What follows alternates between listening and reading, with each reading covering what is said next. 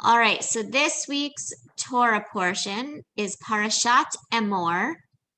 I like that it's called that because Emor, like so much of this part of the Torah, like a lot of Leviticus, Numbers, and Deuteronomy all start with Vayomer Adonai el Moshe or Vayomer Moshe el Adonai.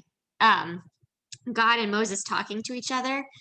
And so while we normally, like the Parshas are normally named after the first word of them, for the second half or so of the Torah, it's more like, the third word in, the first important word. But in this Parsha, it's still kind of the same word. Emor, Vayomer, it's the same root. It's, God and Moses talking to each other, and now God is telling Moses to tell the people of Israel, blah, blah, blah, or the priests. Actually, most of this Parsha is about priestly. Okay, bye badge. Is about priestly laws, as is a lot of Leviticus, but this one in particular is about, the Kohanim cannot enter a cemetery. They can't, there's certain rules about who they can marry. There's specific illnesses they cannot, that take them out of being able to do their priestly duties, etc. From there, it goes on. There's also certain blemishes that disqualify the animals for their sacrificial use. So there's a connection there between like the skin diseases of the priests and the skin diseases of the animals. Same. Oh, here comes Dave Gilbert. Okay. Then there's a lot of discussion about the Jewish holidays. A lot of, pretty much all of the biblically based or Torah based anyway, holidays are mentioned in this Parsha. They're also, of course, mentioned in different places in more depth or whatever, but every place, all of them have like the listing here, and some in more detail than others as far as like what the sacrifices according to that day are, and whatever. Although again, a lot of that is given in more detail in Numbers, but we get some of that holiday rundown here. And then finally, there are instructions regarding the temple menorah and the Ner Tamid, which is, that's always nice. We're Ner Shalom, the light of peace, so we like the menorah stuff. And then the Parsha concludes, there's like a strange, maybe strange isn't the right word, but troubling story toward the end about a man of an Israelite father and Egyptian mother. Other way around. Sorry, other way around. An Egyptian father and Israelite mother who blasphemes against God, and they stone him to death. And there is discussion in the, in the rabbinic texts about like what do we learn from this? Like the implication in the Torah is it follows the rules about or the commandments that everyone in the camp has to follow the same rules, whether and is liable to the same consequences regardless of if they are Israelite or not. And so this man of like questionable status still has to be stoned. But there's also sort of an implication that like he blasphemed against God because he's not really an Israelite. He's not one of us. And so there's like embedded in that story, not said explicitly in the Torah, but there's material there to tease out if folks are, that's, where you want to go today, about like insider outsider status and how we apply laws and, things like that. Yeah, so that's the Parsha. That's my summary. What grabbed folks? Is there any place in particular people want to start a verse, question?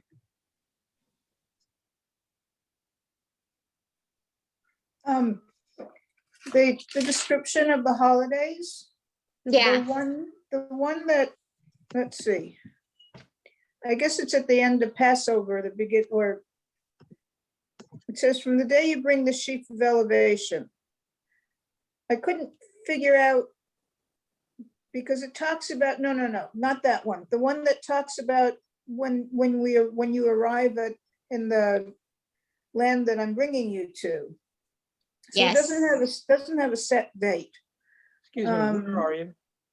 What chapter and verse? I'm trying to find it now. Chapter 23 is the general Right. location. And then, Which verse? okay, so verse 10. When you enter the land that I'm giving to you and you reap its harvest. So there's no date like the other ones have specific dates, but then it ties it back to the Omer. So that to sort of give, maybe it's a prequel to when they're going to arrive. But I haven't heard anything about fasting on that day, whichever day it figures out to be. There's a lot of questions in there, I know. Yes. Okay. So you also cut out a little bit in there for me, but all right. So first of all, yes, I agree with your assessment that it's like a prequel. So they give a bit of the laws of the holiday, and they're like, oh, but by the way, none of this really applies until you enter the land. I just lost my place. Okay. Hold on. Where am I? Okay, there we go. So right. So we're coming back to that. But the date is set by the lunar calendar. Once you enter the land and plant your grain and do all this, Oh, okay. then then it connects back to the calendar of the Omer and the Okay. holidays. Then I see it. I thought it was like an immediate whenever you get there. Okay, now I see. Okay. Yeah. So I see It's that. it's a part. heads up. It's a heads up. A lot of this is not this as in this parsha, but a lot of the agricultural rules anyway. And so some of that ties in as well with the holiday rules, because anything that requires an agricultural sacrifice, is it really only applies in the land of Israel.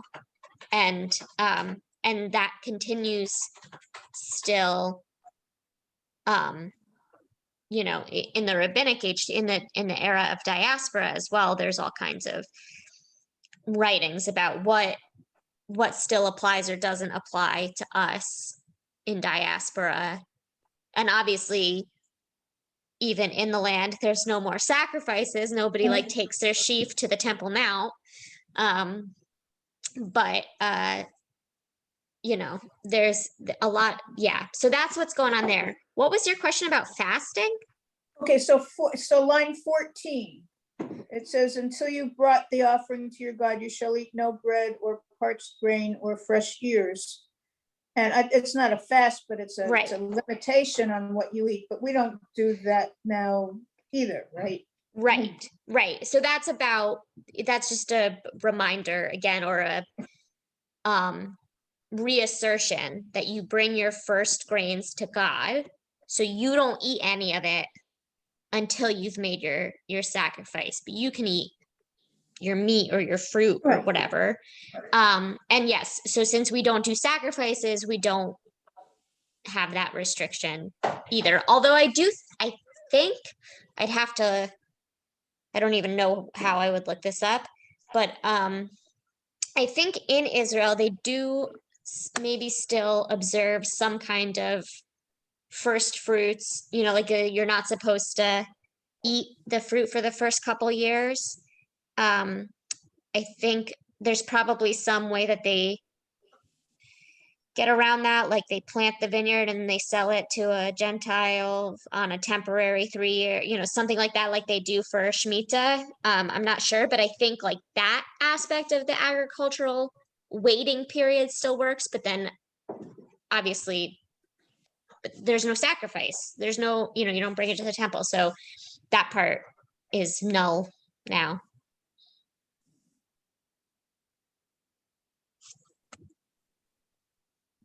Didn't we read someplace in the last few weeks about the not harvesting the fruit the first few years? And I don't think it was tied to a sacrifice. I think it was just one of those agricultural rules that. It was both. So there was Okay. the 3 years you let it just fall and like reseed and nourish the soil. And then on the 4th year, you bring the crop to the temple. And then on the 5th year, you can start eating it yourself immediately. So so the 5th year piece or the 4th year piece would be taken out, but I think the 3-year piece, again, like I don't think they actually do nothing with it, but I think there are laws that tie, like again, like I said, like Shemitah, they do things like they sell it's like the chametz when you sell it to your Gentile neighbor for a week, there are things like that to like get Right. around ownership and the rules. But that there still has to be those halachic loopholes because the law applies in the land of Israel and, it's a Jewish country. So those rules apply.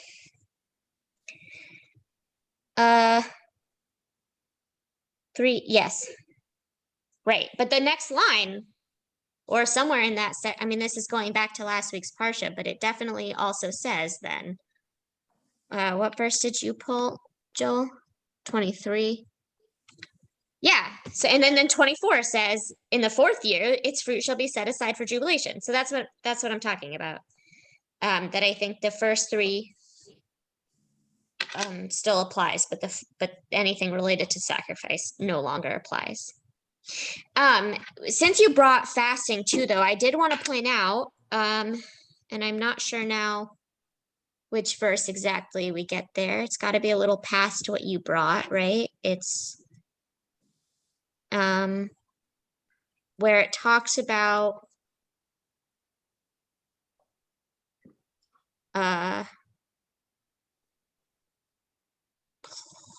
Yom Kippur. 26. Thank you. Yes, on the 10th day of the 7th month, it shall be a sacred occasion for you. You shall practice self-denial, or sometimes it's translated as self-affliction.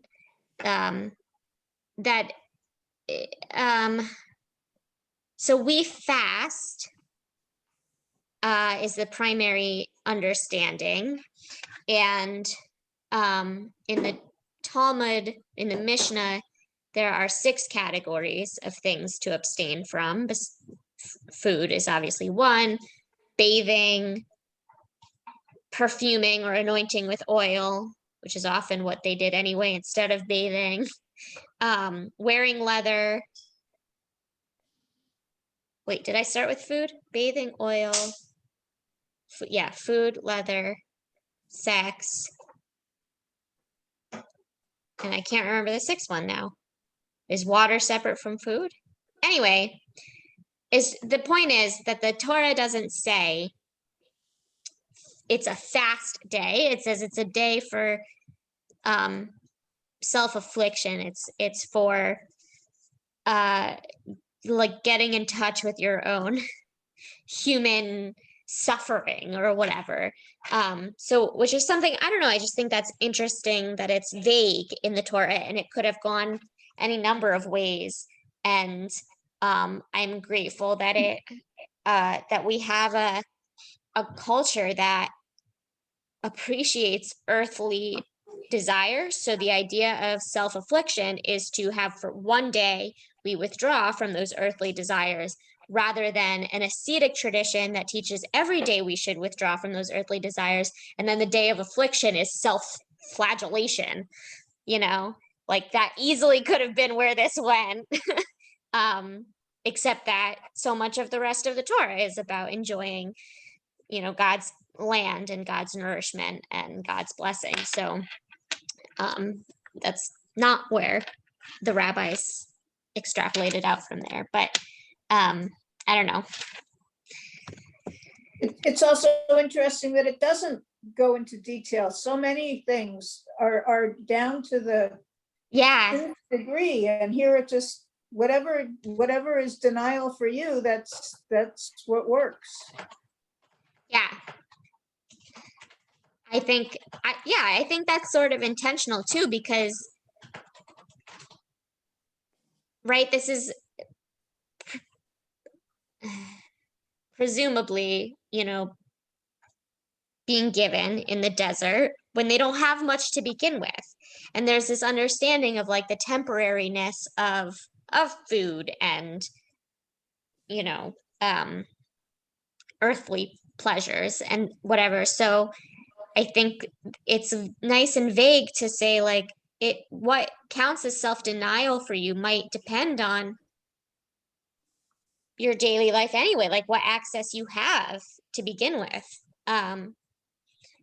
And that, and that could go either way too, right? Like if you're used to a lot, then even self-denial might look limited to someone whose everyday is, you know what I mean, is what would feel to you as denial.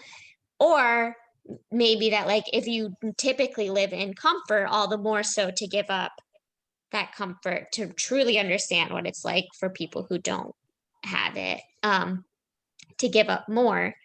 And those who already live in a state of denial, aren't required as much to, I don't know. I feel like that could go either way too. And I had a thought about that, but it just drifted out of my head.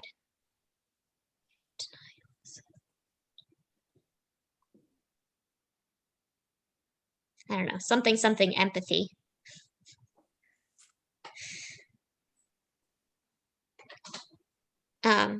Dave, you took yourself off mute. Did you want to say something else? Not on this passage, a little bit later, the eye for an eye, tooth for a tooth.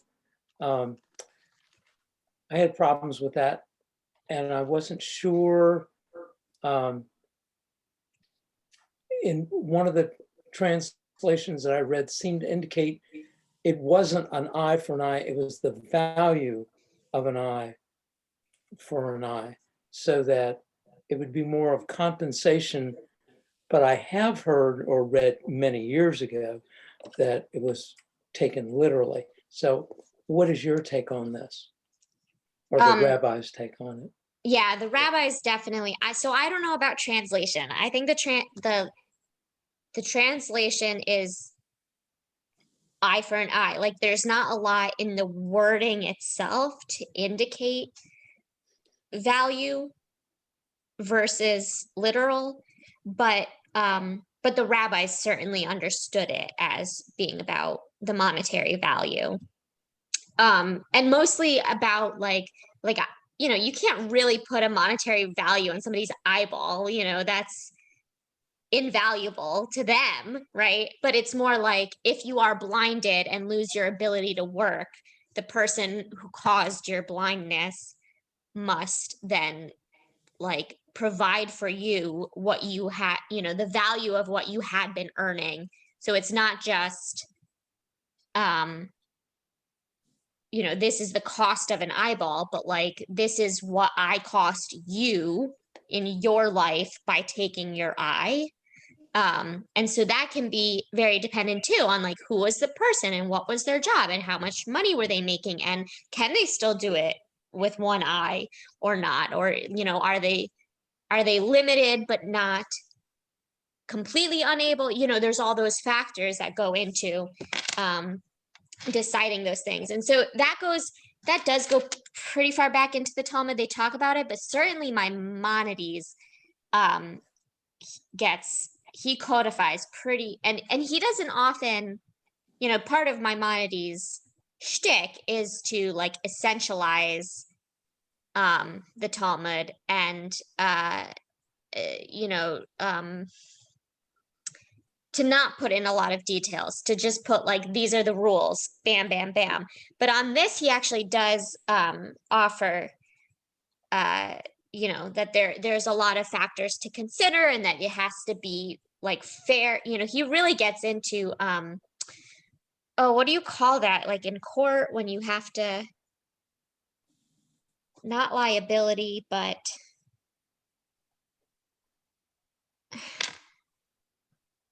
I don't know, but he gets into the legalisticness of what is the value and how to adjudicate that and everything. Could be There's- indemnification. Is that the word you're looking for? No, because I don't know that word, but that might be a good word for it. Do you want to tell us about what you put in the chat? That's just what Rashi says. And what Rashi says, Rashi quotes David Gilbert and says, does not mean the actual infliction of the wound, but the payment of money. And it's from Baba Kama 84a. I didn't look that one up yet. Yeah. Because it just seemed to me, if you've got this community and every person has some kind of contribution to make, and somebody accidentally or even on purpose through anger injures another, and you're going to injure that person, then you're going to have two injured people, which is going to hurt your community. And if you had two gangs that got excited and fought, and you're going to now penalize both gangs physically, so that you've got now, instead of maybe 3 guys who are unable to work, now you've got 6 or more. I couldn't see it making sense. And as you said, what is the value of an eyeball? How are you going to judge that? And it is so dependent. If someone's a scholar, well, that could put them completely out of work. But if somebody is tilling the fields, maybe not as much. Could affect them. It all depends. Certainly, I know there are days that when my balance is off, I'm absolutely worthless. I can't do anything. But at other times, my condition it's just inconvenient. I just have to be careful as I walk up and down stairs. But I can't say it's a handicap or in any way. And so I was just trying to make sense of, or get a feel for how the rabbis would judge this. And it was in Sepharia that I saw the, let's see if I've got it here. Maybe not. I seem to have lost. I don't know how I managed to close it, but I have managed to. Anyway, it seemed to me that it was indicating the value of, but then that's not what my Hertz translation had. It just said eye for an eye. So if you read this too literally, it becomes a reason for revenge. And the revenge cycle is what you're talking about, that starts up with my understanding of old Arabic traditions is that they also went to compensation to keep families from killing each other off. That they use the, in fact, I think I've read about it happening in diplomatic circles. If one country does something, they can they can give restitution. Yeah. um, and bring an end to the cycle. This Siftei Chachamim, I'm not even, that sounds like maybe Hasidic text. I'm not totally familiar with this, but I like their commentary on this on Sepharia. We appraise his worth as a slave, meaning what he was worth without the maiming, and what he is worth with it, the offender pays the depreciation. So even if it is a free person, but if we were to assess like their able-bodiedness before and after, I mean, it's kind of a gross way to think about it because we don't like to think about like slavery and people's value that way, but I think it puts it in a very clear perspective that we're not talking about literal maiming people in return. Plus, they also had the business that, if you injure an animal belonging, then you'll pay the value of the animal, or if you kill the animal. Because how would it make sense if I run over your chicken, then I'm going to go and run over one of mine, or you get to run over one of mine? Right. It just doesn't make any sense. Then we're both poor. It makes more sense for me to pay you for your chicken so you can go buy a new one or whatever. Right. And so I think maybe this is where we understand from the text that it's not literal, even if the Hebrew for verse 20 doesn't give us that indication, is that verse 18 says, one who kills a beast shall make restitution for it, life for life. But then verse 21 just says, one who kills a beast shall make restitution for it. So life for life doesn't mean then I kill my animal, because as you said, that doesn't actually help anyone. Rather, it means you give that person a new animal of that, of that type. So then I think we can extrapolate all the more so the verses in between that if someone injures a human, they shall be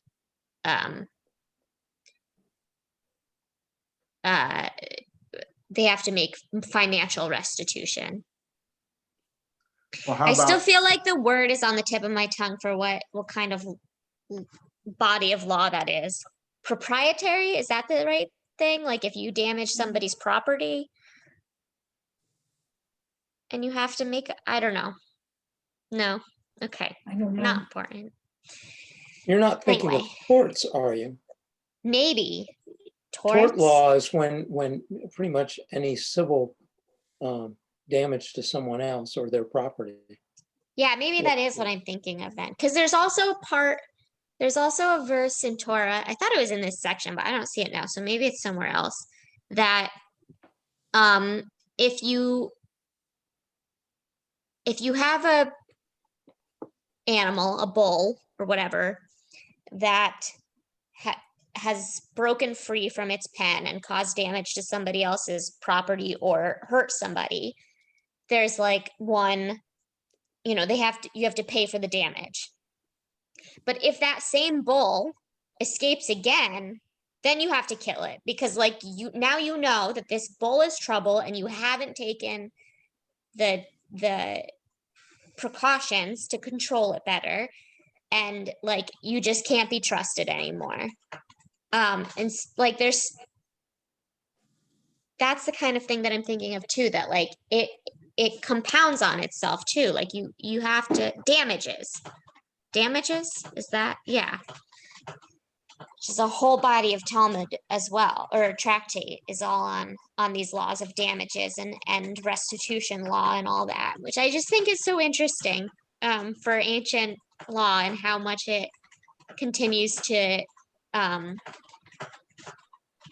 inform our like modern day sense of justice and legality and adjudication and all that.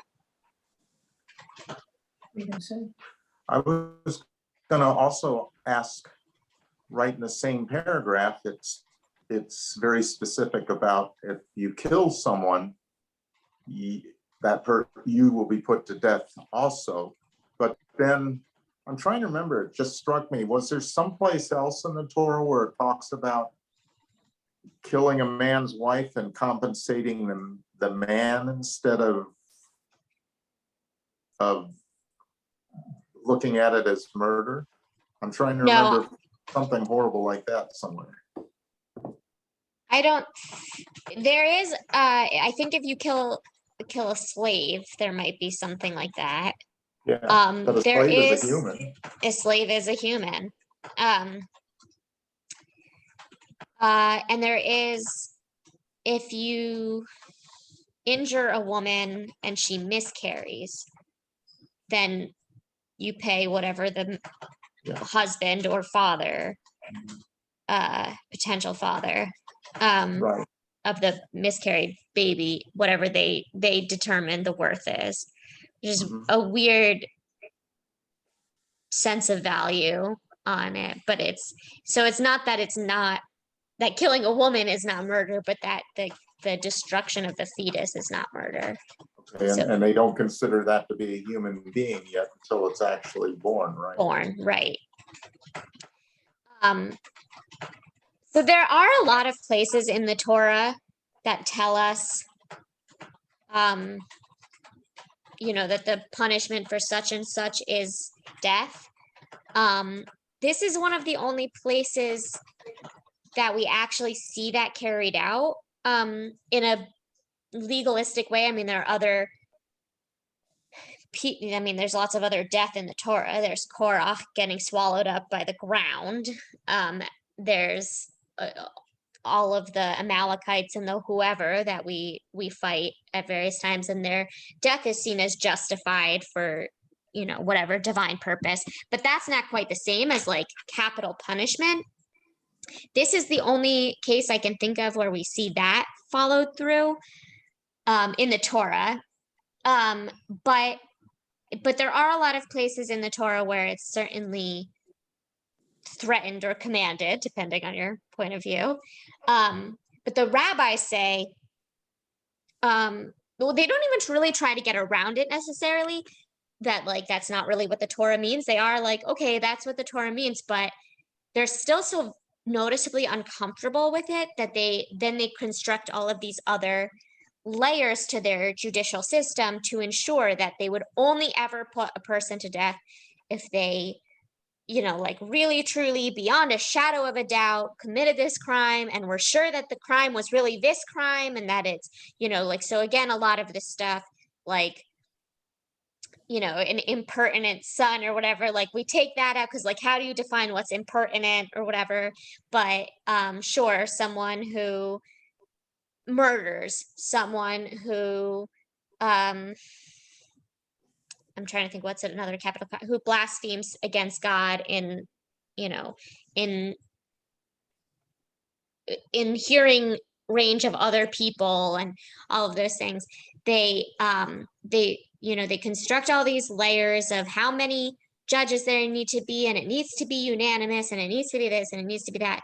And so they say, that it really would never happen, that they cannot think of any such surefire example where somebody would be condemned to the death penalty. Except Rabban Gamliel. He doesn't say like he has done it or like give an example, but they're each like one-upping each other. I forget the other rabbis involved, but like, Rabbi Akiva says once in 100 years would it happen, and Rabbi, I don't know, Yehoshua says once in a generation, and this one they keep, how infrequent it would be, and Rabban Gamliel's like, it could happen. And then that's the end of the sugya. And you're like, okay. Rabban Gamliel. Is anything made of the fact that eye for an eye, tooth for a tooth thing is in the middle of the story of the blasphemer. And like one sentence says he shall be put to death. And then the next sentence says, if anyone kills a human being, he shall be put to death. And that's, it just is in there. And then it goes back to the story afterwards. Yeah, that's a good question. I think it's giving us this to justify his death penalty, that like profaning God is akin to like calling the whole camp to sin or whatever. So that's, that's punishable by death. And then like lest you get confused about how seriously we take this punishment, here's some other rules about life for life, blah blah blah. And then like, okay, so then we really did stone this guy to death.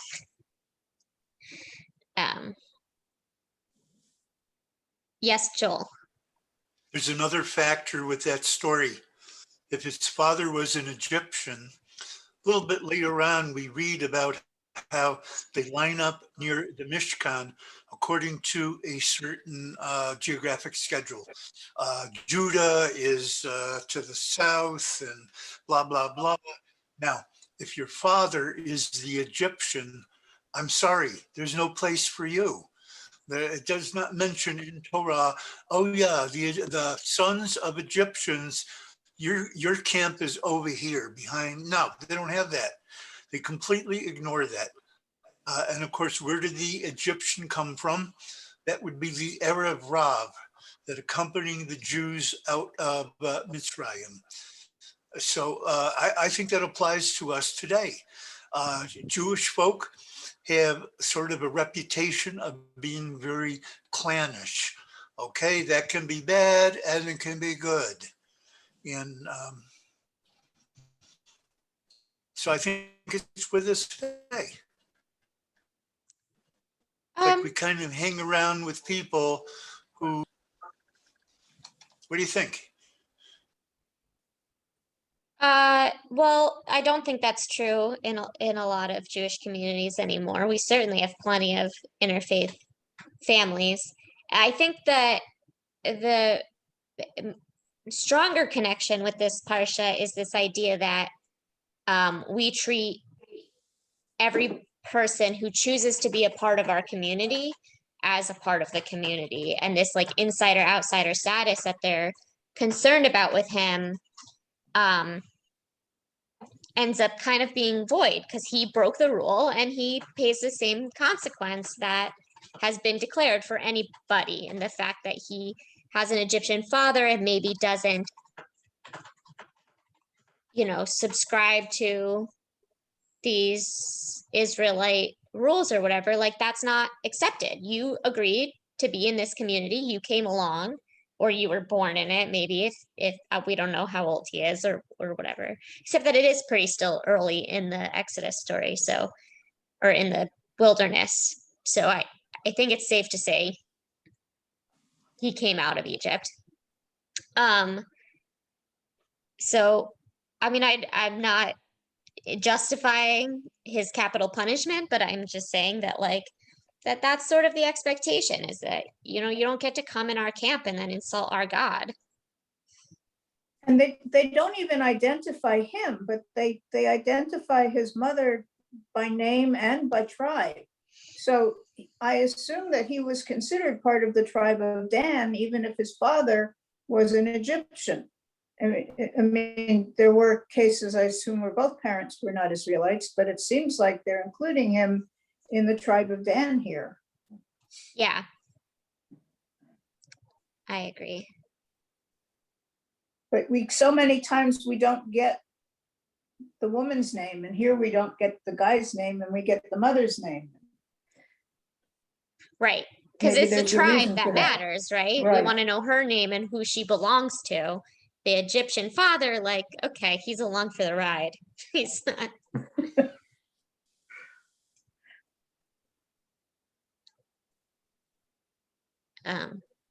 So, yeah.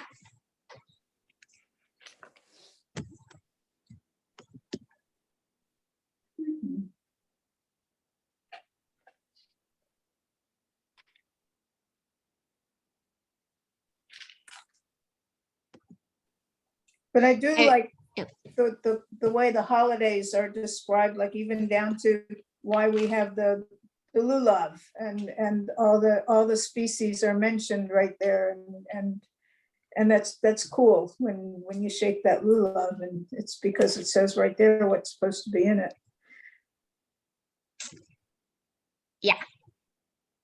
I like that they're all named right here. That it's, we get a few pieces in various parts of the Torah where this one is named or that one is named. And then in Numbers, there's a chapter that's like all of the different types of sacrifice. And so they are all together, but it's not any of the fun stuff or things that we still do today. It's just how many goats for each holiday or whatever. I like that here it's like, this is how you commemorate and appreciate these times for the rest of time. And I like, there's a difficulty and a importance in having fixed time for joy, right? This commandment to like be joyful can be difficult if who knows what else is going on in your life around Shavuot that like maybe you don't feel so joyful or whatever, but we take that time out anyway to like remind ourselves of our blessings and to reconnect with family, to feast, to whatever, that this is the role of ritual, right? Is that sometimes it feels very rote or it feels meaningless or whatever, but then when you really need it, it's already there for you. It's ingrained. It has all that nostalgia. It has that that time set aside for you that you don't have to try to like force yourself out of your funk. You're like, oh, well, this is the holiday, so this is what we're doing now. We're celebrating with our family, and it can really lift your spirits in a relatively organic way. And it makes it easy because you don't have to say, should I or shouldn't I? It's Right, theoretically exactly. anyway. It's right there, Right. and should I get from that tree or that? Like when I went looking for marshmallow sticks. All right, which ones are safe and which ones are poisonous and which ones, and it's safe for me to bring them. But it says right here which three to bring, and I don't have to think about it. I just go to Old Tikva and pick it up, and Right. it makes it easy, Exactly. but also meaningful. Not just easy, but meaningful. But sometimes, yeah, more meaningful because like you don't have to second guess your choices or whatever. Like it's very laid out for you. So, sometimes it's great to have somebody else make your choices for you. And even better if that someone is God,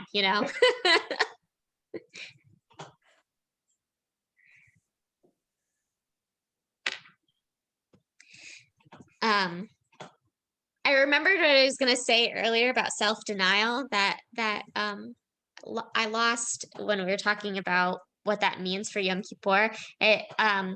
It was Rabban Gamliel. That's who I was thinking of. Again, that jerk.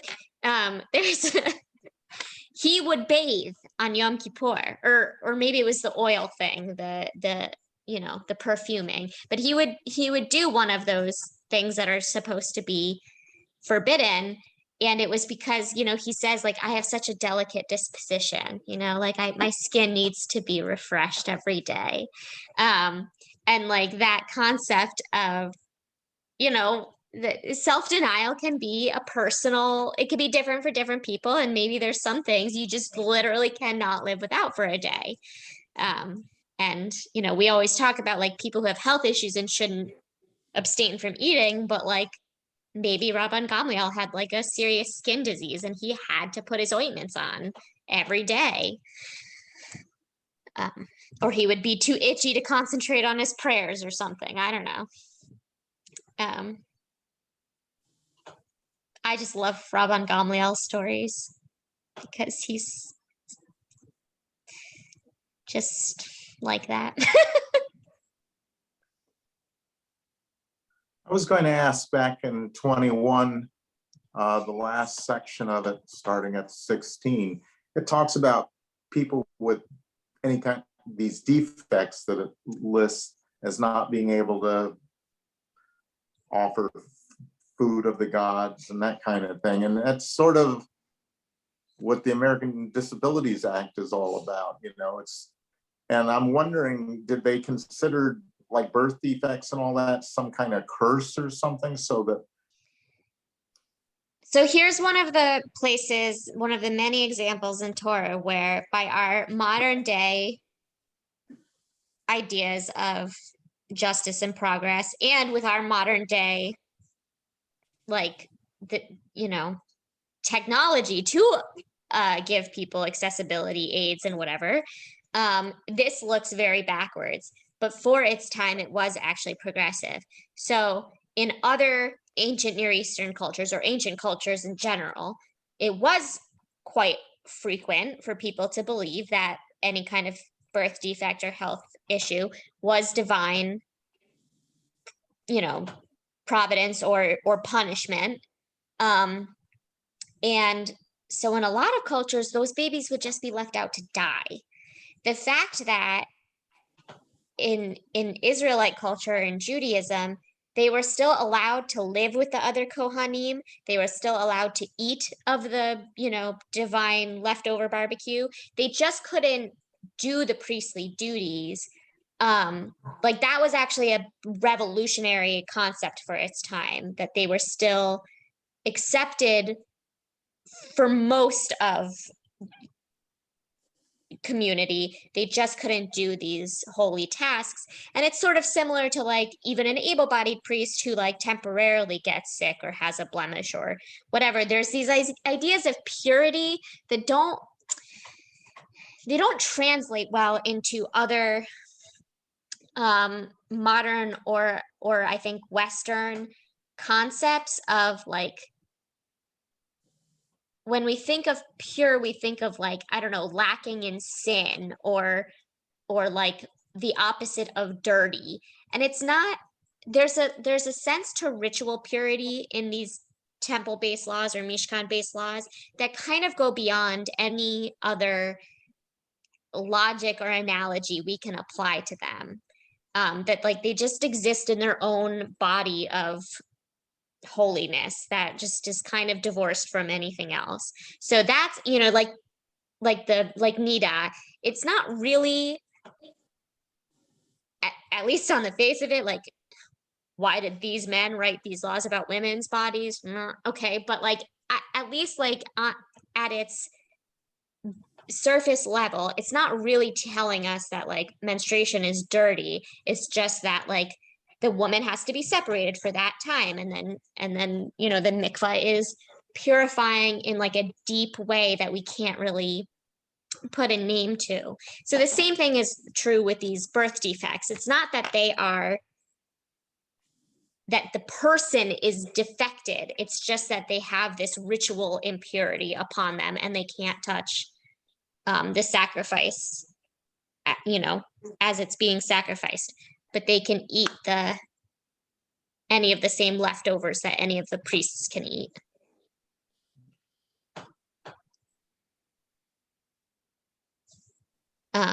We did a unit on this, or I don't know if unit's the right word, but like in you know, each semester in rabbinical school, we'd have 3 days that would be like time out from all of our regular classes and curriculum and just focus on one topic and have a bunch of guest speakers and whatever for that one topic for 3 days. And one year it was about disability in Judaism in general, but we spent a lot of time on this section of Torah, not the whole parsha, but that piece.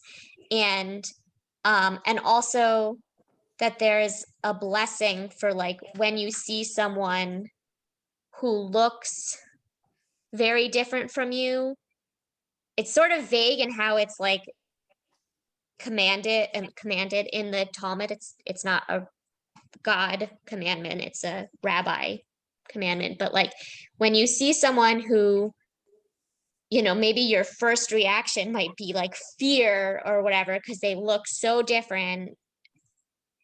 But then you say the same blessing that you say for like finding a new species of animal or whatever, that you say the blessing like, blessed, Baruch atah Adonai Eloheinu melech haolam, who creates such diverse kinds, who creates so many creatures of the earth, that there's something like sort of inherently dehumanizing about it and the way that it's phrased in the Talmud. But again, like you think about the year 500, like, and what was going on in the world and how separated people were, and all of that, like it's kind of revolutionary for its time to be like, this is something that we might initially react to with xenophobia, but rather we're going to say a blessing for it, that like, how great is this earth that God has given us such an array of humanity.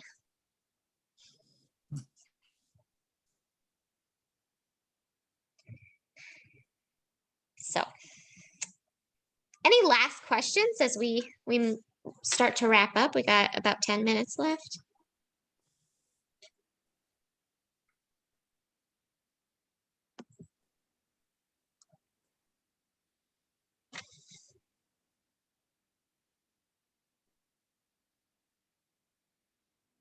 I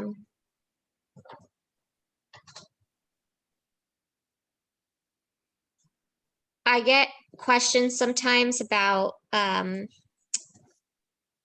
the priests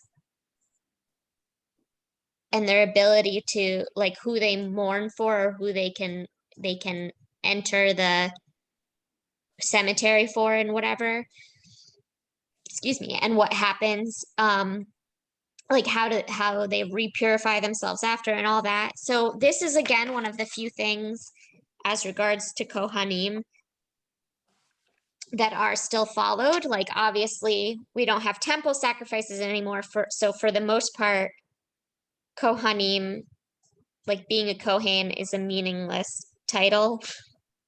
And frankly, I am skeptical of people who claim that they know that they are descended from Kohanim, but there are people who still identify as a Kohen or a Bat Kohen to this day, and they are they don't enter a cemetery except for that they're those immediate family members. And there's a whole tractate in Talmud, or not a whole tractate in Talmud, sorry, but several pages in Talmud where it talks about like Kohanim, even in a post-temple time where they don't necessarily need to be in that state of purity for any ritual purpose. They're not going to do sacrifices, but they're still expected to be in a certain state of purity, just like, I don't know, to exist in the community. And what do you do if you are like kind of in the wilderness or in a place that has had some cultural turnover and you don't actually know anymore what is a burial ground, or like what might have a body under it that you don't know? And I don't know how prevalent this like actually is, but certainly it's exists in a lot of American horror, like, ooh, ancient Indian burial ground, you didn't even know it was there. And like, then what happens, for the priest's purity status if he finds out after the fact? And like, does the arrow he put up still count? Like, I don't know, there's all kinds of implications like that still prevail. They also still, the same section, when it says about marriage, like, who he can marry or not marry, there is, at least in Israel, I guess in any Orthodox community where they follow up in that stuff, but certainly in Israel, because of the way marriage is dictated exclusively by the Orthodox rabbinate, that if a that like literally you cannot marry a person with a Kohen identifier cannot marry a divorced woman. Which again, like in our modern times with like divorce being much more prevalent and, people falling in love with fewer restrictions about who you can even interact with in the first place and all that, like that can be tricky. So, yeah. I had a friend who told this story, and she's a Reform rabbi, so like she kind of was like, I don't even care about this. I don't know what to do with this problem that these people are bringing to me, because like these are not halacha that we still hold to. But her, that these two congregants wanted to get married. He was a Kohen. She was a divorcee, but her first husband wasn't Jewish. So it like halachically never counted. So could they get married? Did she still need to get like, whatever. And she was like, I don't know why they're asking me this. Like, I'm going to marry them either way. I don't care. But like the Kohen was concerned. His family was concerned. But it says she has to be a virgin too, so the divorce is moot unless the marriage was consummated. Sex with a non-Jew didn't count. Right. That's what I always thought.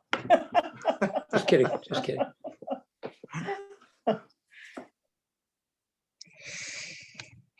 So the Kohanim that follow this, I mean, Yeah.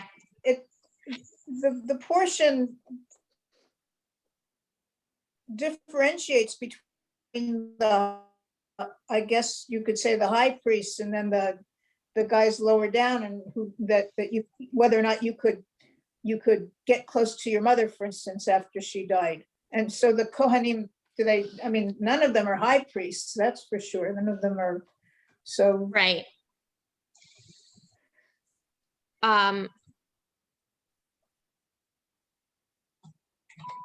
Yeah, so he can come close to any immediate relative.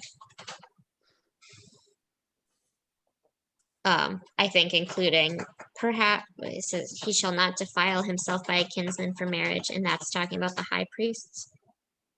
I think this is still widely followed, though, that Kohanim won't step into a cemetery unless it's to bury their parents or siblings, or God forbid, children. Yes, Joel. So it's covered in the Talmud in Kiddushin and Erusin, and it says as follows.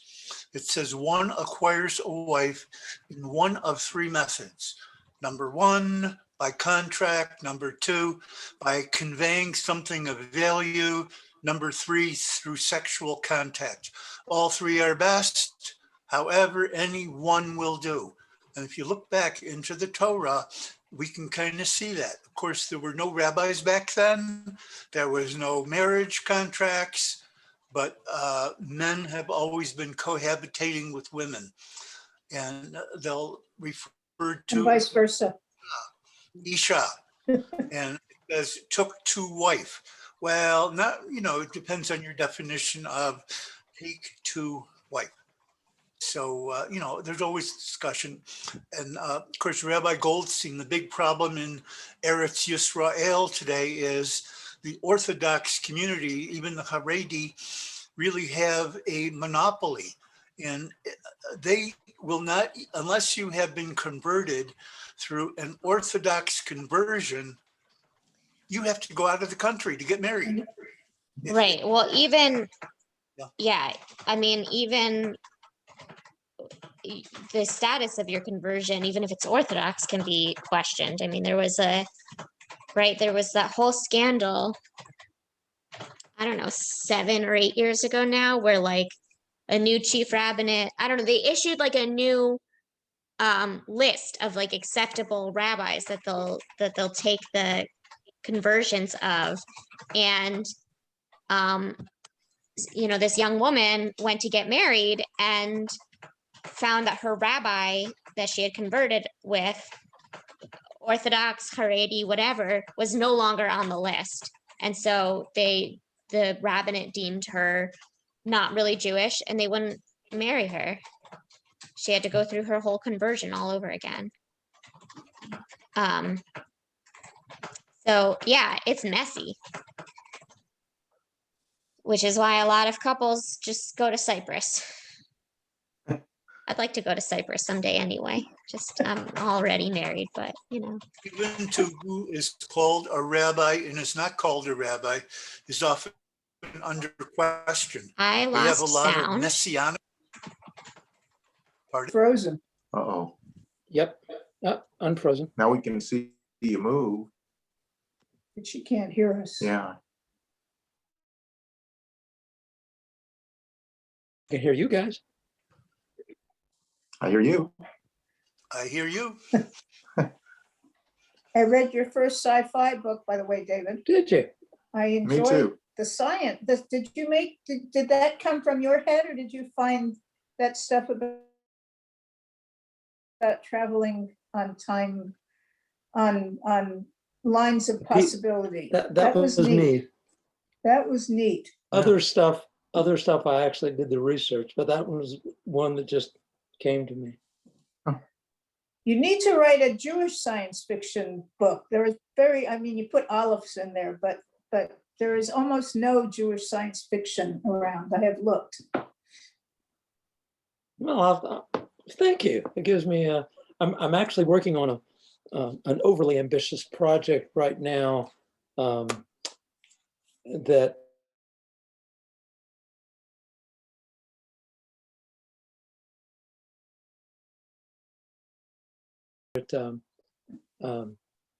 genre. Rabbi, are you back? Yeah, I don't know what's happening. My Zoom kept freezing and my sound disconnecting. But anyway, We were off task. Sorry about that. that's okay. Sorry, We're Joel. we're past one. I want to let you know next week we are meeting at 1:00 Okay. to drive Philip to his second shot appointment. Yay. Excellent. So we'll sign on at 1:00. Sounds good. But I'll see you. Oh, We are theoretically out of town Thursday unless something changes. So we'll see you guys in 2 weeks. See ya. Okay. okay. Thank you. Bye. Bye. Bye.